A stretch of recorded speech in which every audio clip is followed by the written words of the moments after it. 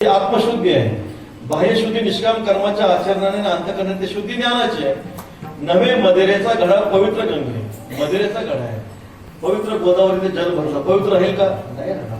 तसं एरवी पंडू सुद्धा अंतरशुद्ध नसता बाह्य कर्मात तत्वता विटंबना. निष्काम कर्माचं आचरण बाह्य इंद्रियाच्या ठिकाणी आहे, अंतःकरणामध्ये ज्ञानाची बैठक आहे.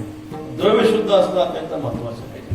अनितीचं द्रव्य दुःख देतं, म्हणजे परमात्म्याच्या साक्षात्कारासाठी लागणाऱ्या गोष्टी आहेत. मग तुकाराम महाराजांची प्रार्थना, नको देव देवा द्रव्य आणि भाग्य, तो एक उद्वेग होय जेव्हा चित्ताला उद्वेग होतो. अनितीचं द्रव्य नको म्हणतात तुकाराम महाराज बरं का.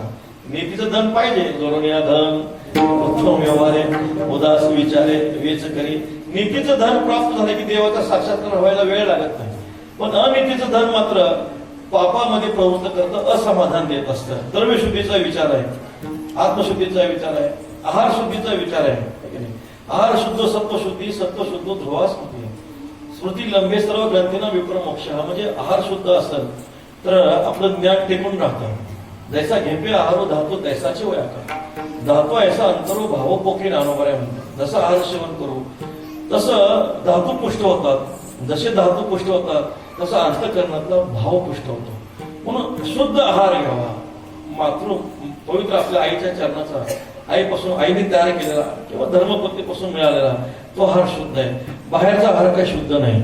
देवाच्या साक्षात्कारासाठी लागणाऱ्या गोष्टी आहेत. आहार शुद्धी, द्रव्य शुद्धी, आत्मशुद्धी, सगळ्यात महत्वाचे मातृशुद्धी आणि पितृशुद्धी आहे. आणि ज्या घरामध्ये मातृचरण पितृचरण पवित्र आहे, वैष्णव आहे, वारकरी आहे, त्या घरातली संतती कशी असते व महाराज?